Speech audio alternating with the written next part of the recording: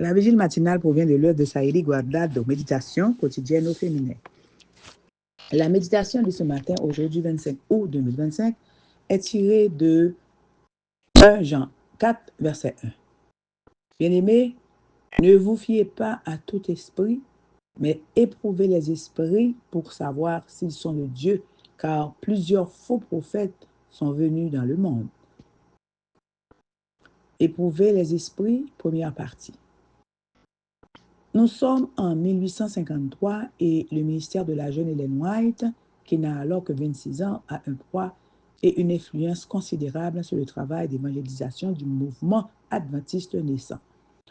À cette époque est apparue une femme qui professait une sainteté extraordinaire et faisait de grands efforts pour être reconnue par les frères et sœurs du Michigan. Beaucoup commençaient à croire en elle, mais d'autres n'avaient aucune confiance dans sa prédication. Dieu a envoyé la lumière à sa servante et le cas de cette femme a été découvert. Le 11 juin, après que James a eu fini de prêcher, Ellen White s'est tenue devant l'assemblée et a dit « Cette femme qui vient de s'asseoir près de l'entrée prétend que Dieu l'a appelée à prêcher. Elle voyage avec ce jeune homme qui s'est assis devant, tandis que ce vieil homme, son mari, travaille dur pour leur fournir les moyens de poursuivre leur iniquité. Dieu m'a montré qu'il viole le 7e commandement. » Toutes les personnes réunies ce matin-là savaient que la sœur Ellen White n'avait jamais vu ces gens et que personne ne lui en avait parlé. Mais Dieu lui avait donné ce message pour protéger son peuple.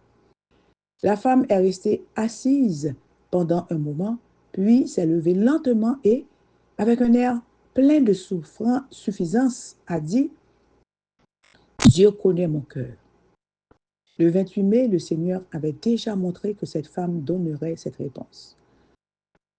Au cours de son ministère terrestre, Jésus lui-même a mis en garde contre les efforts de l'ennemi pour confondre les pures vérités de l'Évangile. Éprouver les esprits conseillera plus tard l'apôtre Jean.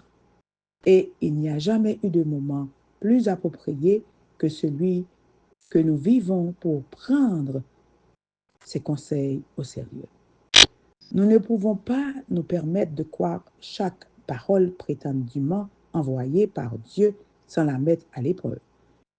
Beaucoup ont cru à la prédication de cette femme qui, du haut d'une chaire, se disait la messagère de Dieu, mais qui, lorsque personne ne la voyait, commettait l'adultère avec le jeune homme qui l'accompagnait. Soyons prudentes et n'agissons pas comme des enfants naïfs. Pour cela, nous devons compter uniquement sur la grâce divine. La bonne nouvelle, c'est que Dieu ne laissera pas les cœurs sincères tomber dans le piège. Amen, amen, amen. Heureuse de ne pas être trompée. Que Dieu vous bénisse. Bonne journée.